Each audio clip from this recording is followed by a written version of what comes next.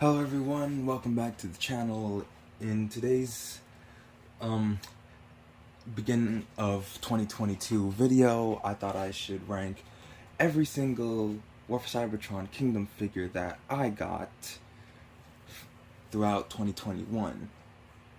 And as you all know, the War for Cybertron trilogy has been a real hit with G1 fans and with Kingdom introducing Beast Wars in celebration of its 25th anniversary. I thought I should take a look at the figures that I got this year and rank them from worst to best. So without further ado, let's get into my least favorite Kingdom figure, which I'm pretty sure you all might know by now. Taking the spot for the worst Kingdom figure that I got this year goes to RC. Now, this figure is bad for many reasons, and obviously she made it onto the number 15 spot on top 15 figures that I got as part of 2021. Now, the mold itself is just bad, and it's the fact that Hasbro repacked a character that we did not really need to see in Kingdom, but they did it anyways because they said fuck the fans. As an action figure, she's pretty good, but as a Transformer, she sucks because of the fact that she's a shell former, and obviously to add further insult to injury, part of her backpack, which becomes the back half of her alt mode, becomes the sort of hoverboard. While it is a cool idea and all, it doesn't work for the character. And with a figure like the old Thrilling 30 RC being praised by many since, well, Hasbro never released the original toy of RC during 1986, you would think that a figure like this would be good, but they dropped the ball on it, and it's the fact that they repacked it into Kingdom is the reason why RC takes the worst spot on my list. Taking the 13th spot on my list goes to Dracodon. Now, this figure is just a redeco of the previous released Core Class Fossilizer Vertebrake. Now, obviously the mold is good. I never got Vertebrake the first time around, which is why Dracodon is on this, which is obviously why Dracodon is a bit lower on the list. Granted, because the core class figures are so small, I can't really rank any of them higher than where they are now. And Dracodon, though he impressed me because he is a really good core class figure, especially for the mold, he is not like the other fossilizers that I will rank on the list, because he doesn't transform the same way they do. Because of how simple he is, there was pretty much no reason he was going to get a higher spot when compared to some of the others that are going to get higher spots on this ranking. But he's pretty well done for what he is. So yeah, if you want like a little minifigure to have in your pocket, take with you, all of that kind of stuff, then this figure mold is one to get. Now, obviously he shouldn't be too hard to find, especially since this specific figure is shell forming everywhere for obvious reasons. But yeah, he's not as bad as RC. Because of the core class figures being small, and for the $10 price point, because core class figures are $10 in the States, there was no way he was gonna be higher up, but he's close. Though he's not like the other fossilizers with the actual weapon gimmicks, and for that, Dracodon takes a lower spot on the list. Taking the 12th spot on this ranking goes to Paleotrex, one of the first fossilizers released in the Kingdom line, continuing the trend of the weaponizers and modulators from Siege and Earthrise. Now, I really like this figure for what it is in terms of the gimmicks. It is good for the weapons and armor, but as an action figure, it's decent. it's not good. It's just decent. Doesn't really come with any proper weapons unless you count this stick, which becomes the tail of the fossilized beast mode. Now, one good thing, as I mentioned in my top 15 favorites of 2021, is that his head can become the mace weapon for Optimus Primal. Now, for those of you familiar with the original Optimus Primal toy, you'll know that he had a mace with a skull face at the end. So that is something you can do if you want to do it, and if you have the Kingdom Optimus Primal, you can pretty much do just that. Even though Paleotrex is released and labeled as a Predacon, it is something you can still do. He poses quite well, though the lack of proper ankle tilts limits him. So, with that said, that is why Paleotrex is one of the lower ones on the list, but he isn't not a bad figure by any means. Taking the 11th spot on this ranking goes to Wingfinger. Now, I believe Wingfinger to be probably the better fossilizer out of the ones I got. The only thing holding him back would be lack of ankle tilts, as he doesn't really have ankle tilts to accommodate his feet, but then again, considering his transformation, it wouldn't make sense to have any ankle tilts, sadly. He still has the waist rotation and the wrist joint, so that is always still good. And his weapon modes, the problem I have with him, and why he's low on the list, though higher than Paleotrex, is the sort of QC with the 5mm ports and pegs within the weapon configurations. Because whereas Paleotrex's weapon configurations have a tight joint, Wingfinger's QC is that his 5mm posts are a bit loose. For example, the head of his fossilized beast mode doesn't stay on his back, and if you give it to a certain figure with a secure enough connection, it won't stay. But it's a figure that I actually enjoy, despite the obvious QC issue on my copy. So, with that being said, that is why Wingfinger is one of the lower ones on my list. But I still highly regard him as probably the best fossilizer to come out of Kingdom. Taking the 10th spot on my ranking goes to Autobot Trax. Now, as I said in my top 15 Transformers figures of 2021, this figure was low on the list for many reasons. The QC, the transformation, the legs, obviously. He looks good as a display piece. As an action figure and as a transformer to play around with, not so much. The QC in the legs, the ugly gap in the feet, as well as the clear plastic back, make him a bit of a letdown and one of the worst figures to come out of the third wave of Kingdom. He looks like the character. That's one good thing I can give him. His alt mode, as well as the flying car mode, those I can also give props for. However, the clear plastic tabs to hold him together in alt mode is another problem I have that Hasbro really didn't think too well when they designed this figure, because they didn't think about the ugly gaps in the feet nor the clear plastic that may or may not break or crack over time. If it does crack and break over time, that is Hasbro's fault, and they should have used a different type of plastic and not clear plastic, because clear plastic is something that should not be on certain figures that are going to end up having problems over time. However, I still like him.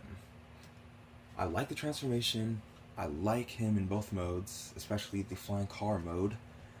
I like the weapons, though obviously due to how they designed them, the guns, the cannons over his head can also be used as a handheld weapon due to the obvious 5mm port.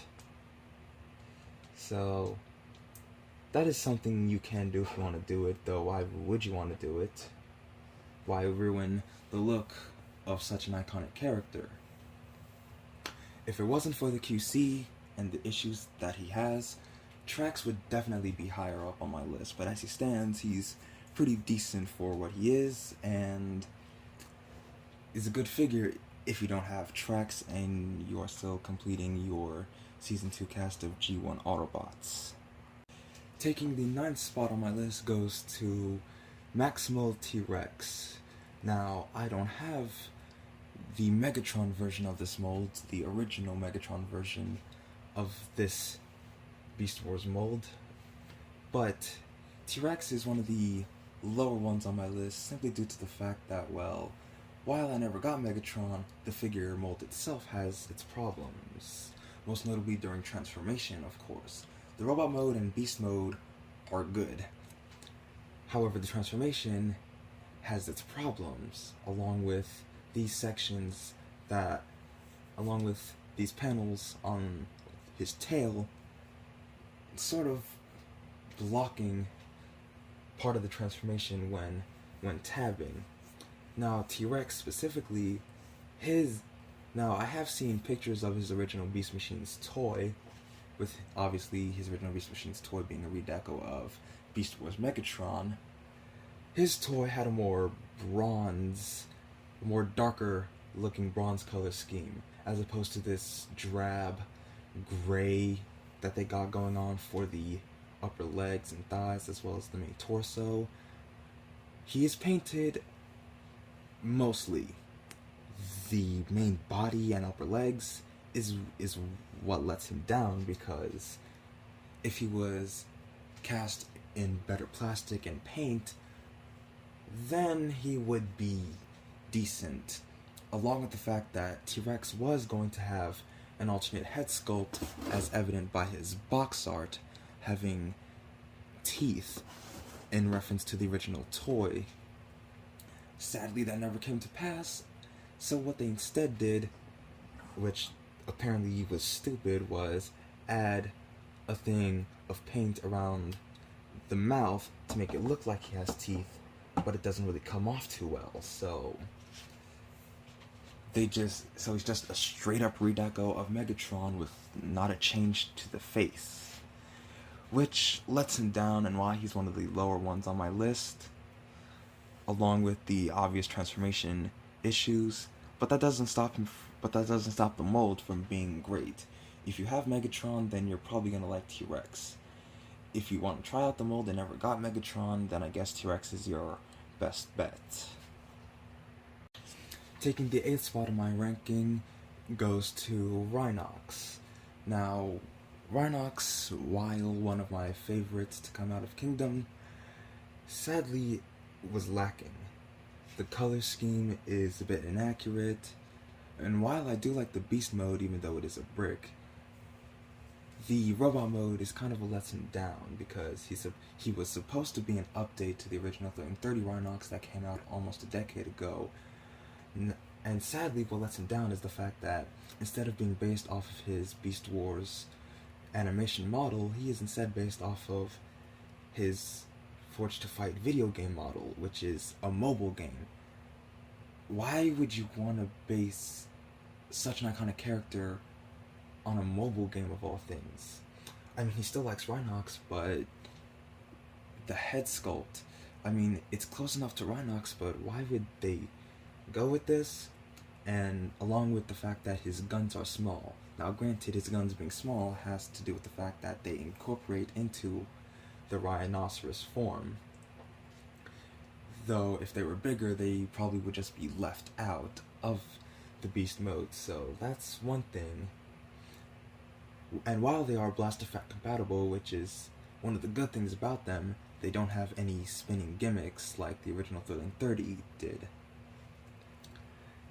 Along with some of the choices that went into the figure.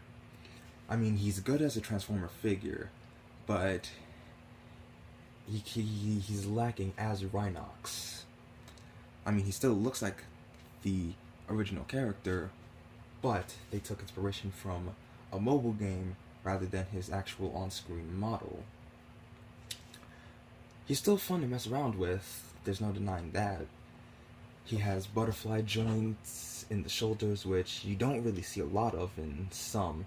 And I say some because not all Transformers figures have butterfly joints in the shoulders. So that's one good thing that he's good at.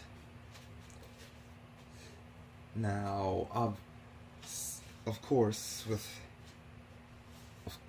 because he's not as good as the original Flaming 30, though I never had the original Flaming 30 Rhinox, he's good for what he is, and I recommend him if you never got the Flaming 30 Rhinox and you're looking to get a Rhinox in your collection. Taking the joint 7th spot is Cheetor and Shadow Panther. Because they're the same mold and I like both figures equally, there's no reason for me to put Cheetor or Shadow Panther higher or lower than one another. The mold itself is good, because this is probably the most accurate version of this character, well, these characters that we are going to get.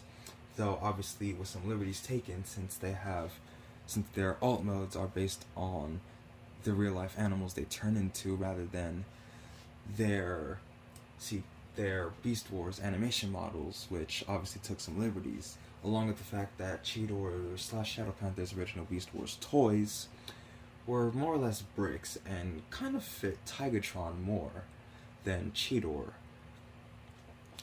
So with Kingdom bringing in Beast Wars characters in celebration of its 25th anniversary, Cheetor is pretty good, though the thing holding him and Shadow Panther back is that neither of them come with their classic gut gun. Now, their tails also became a gun. Their original toys had their tails become guns, so if the tail whip was the tail gun, then I could excuse it, and it's one of the reasons why this particular mold was sort of on the in-between, though still low, on my top 15 of 2021 Transformers figures. I like this figure mold, to be honest. Granted, the weapon they're using is inaccurate since Cheetor did not have this specific weapon until Season 2 when he underwent his Transmetal upgrade, so here's hoping that a future Transmetal Cheetor in Generations rectifies this.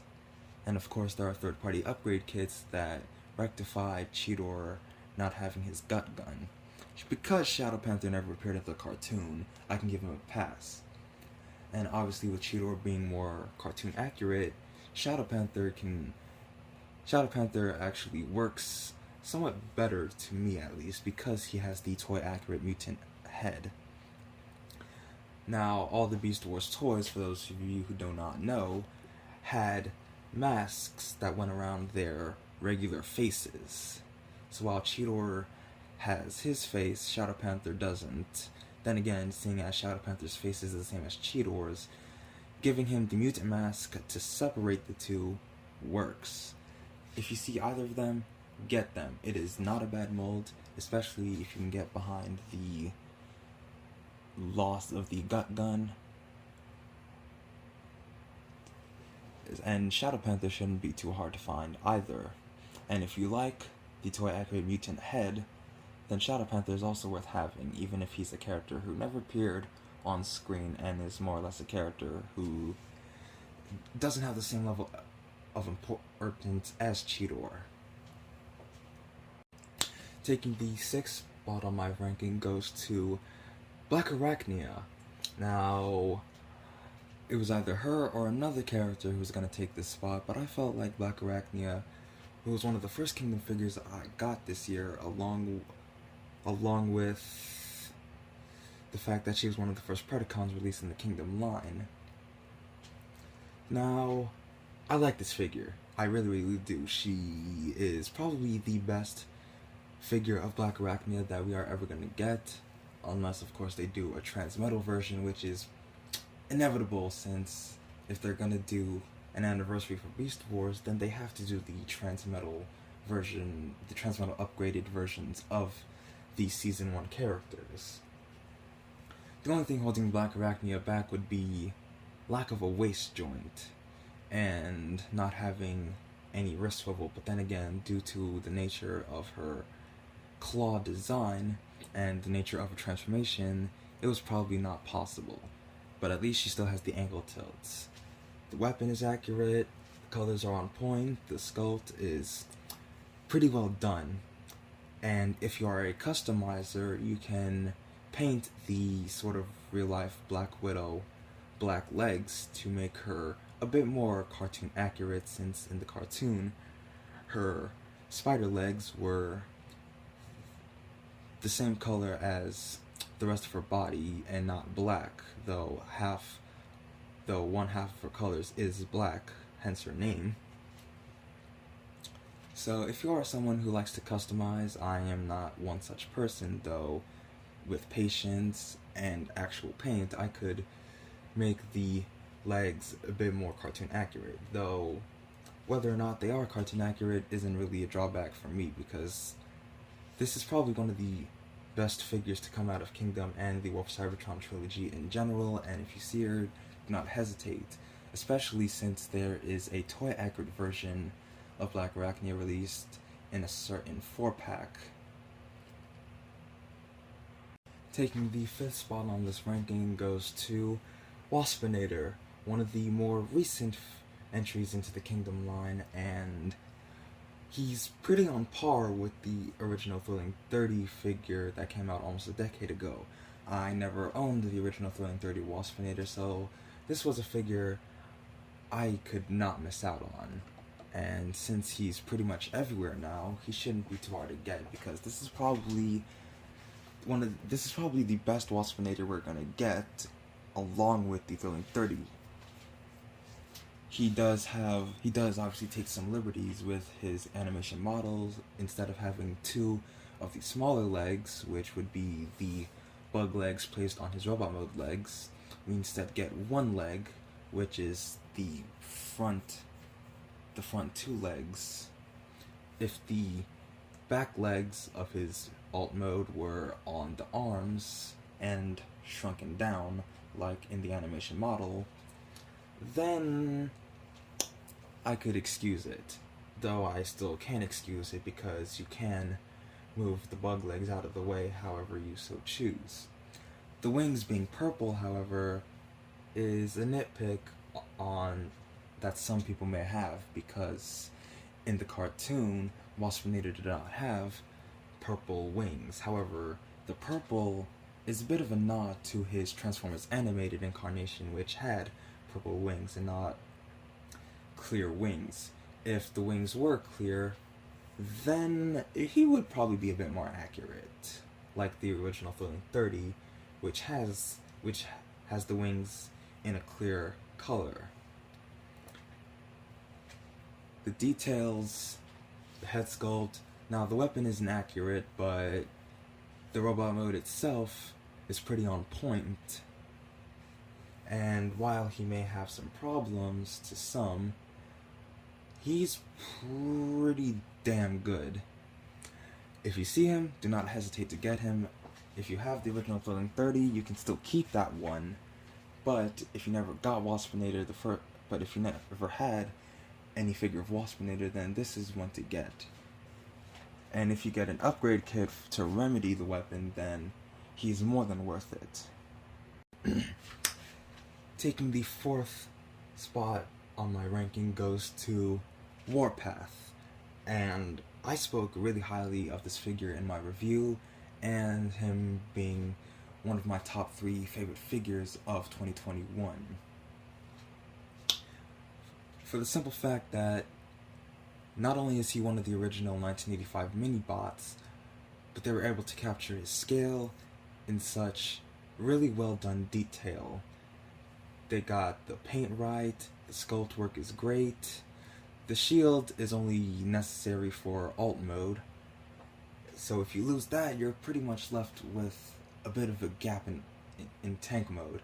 His tank mode is really good, since they were able to incorporate the main section of the tank turret rotate the full 360. Speaking of which, the articulation in robot mode is pretty well good. He hits all the major points, though obviously not incorporating an ab crunch or butterfly joint. He still hits all the major marks. And as an update to the original toy and character model, he is one to get.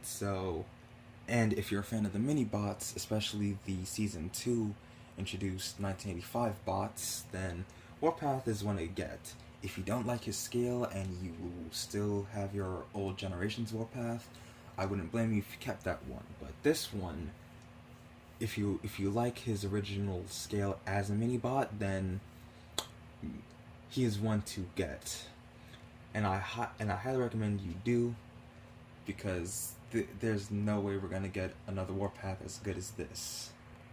Taking the third spot on my ranking goes to Ultra Magnus. Now, I put this figure at number 1 on my top 15 favorites of 2021. However, I think the runner-up spot being number 2 on my ranking, that is gonna have to go to Cyclonus.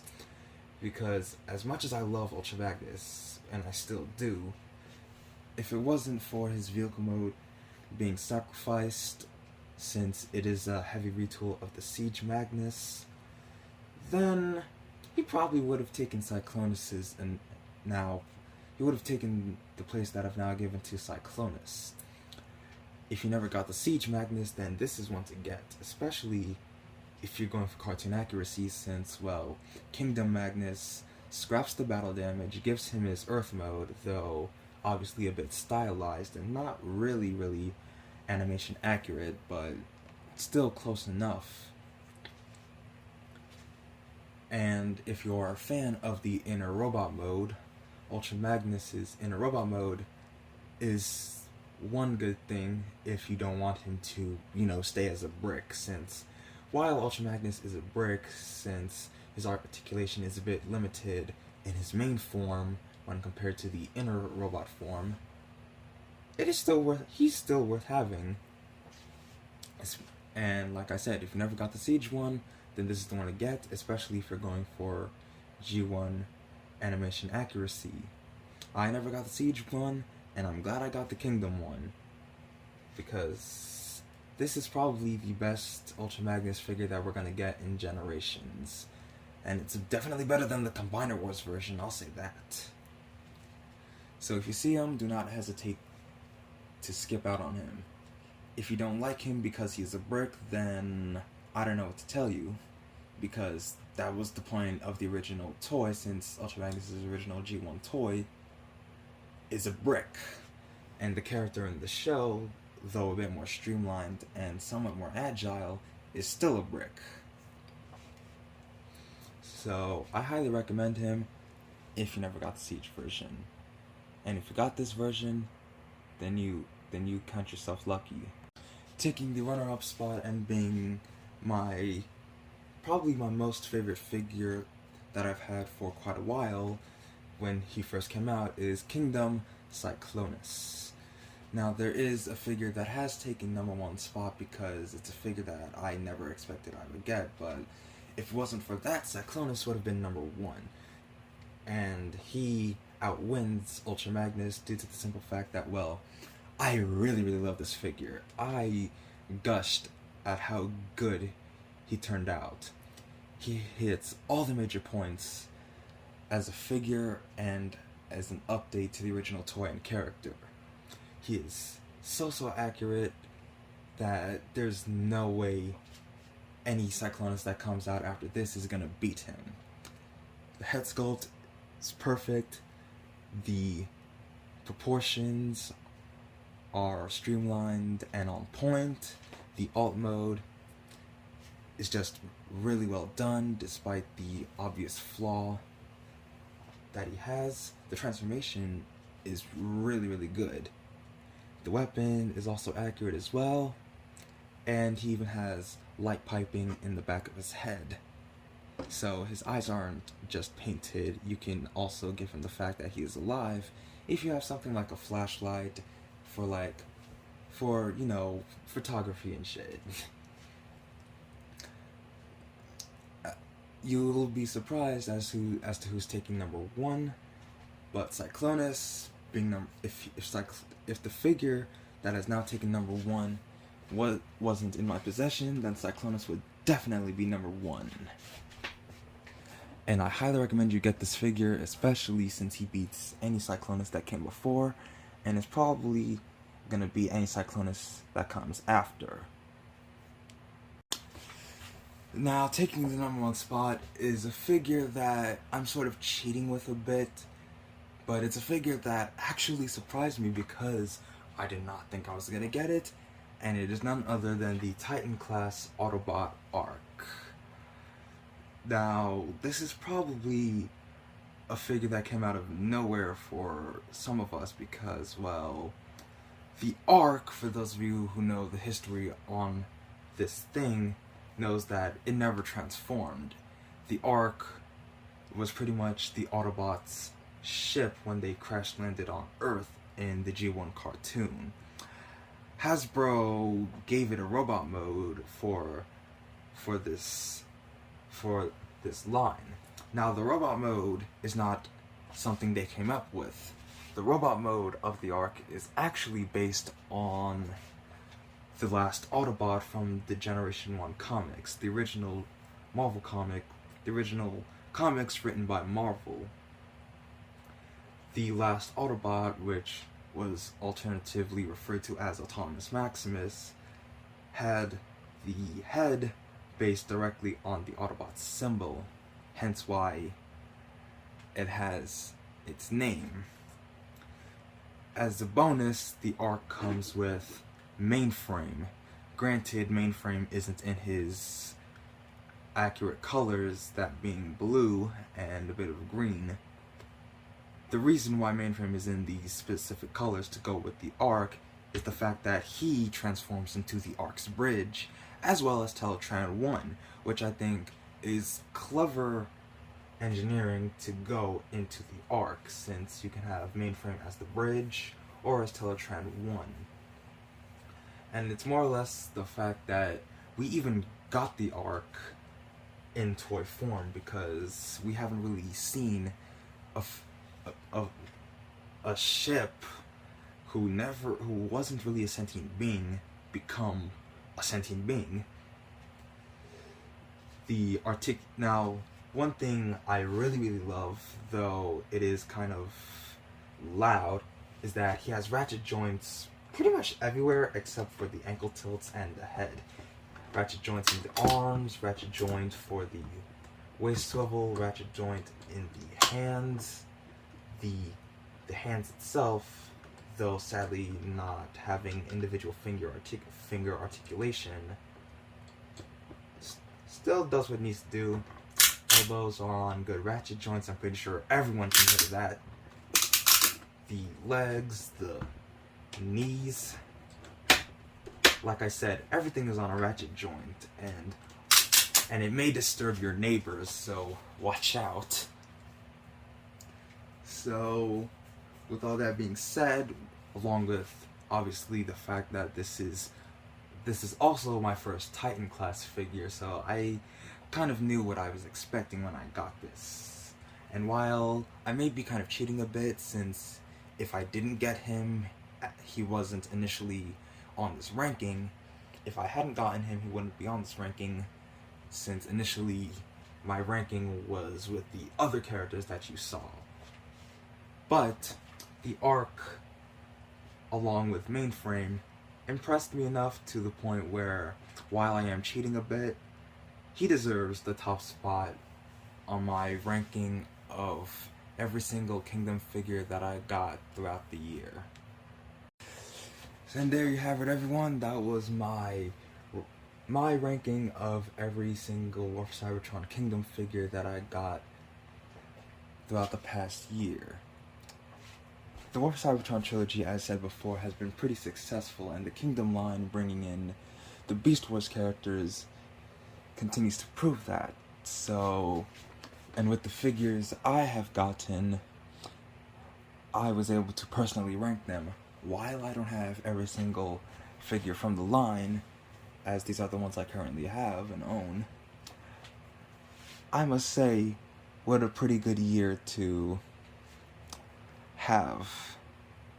So, with that being said, I hope you guys enjoyed that ranking. Make sure to like, comment, share, and subscribe. And I will see you all next time.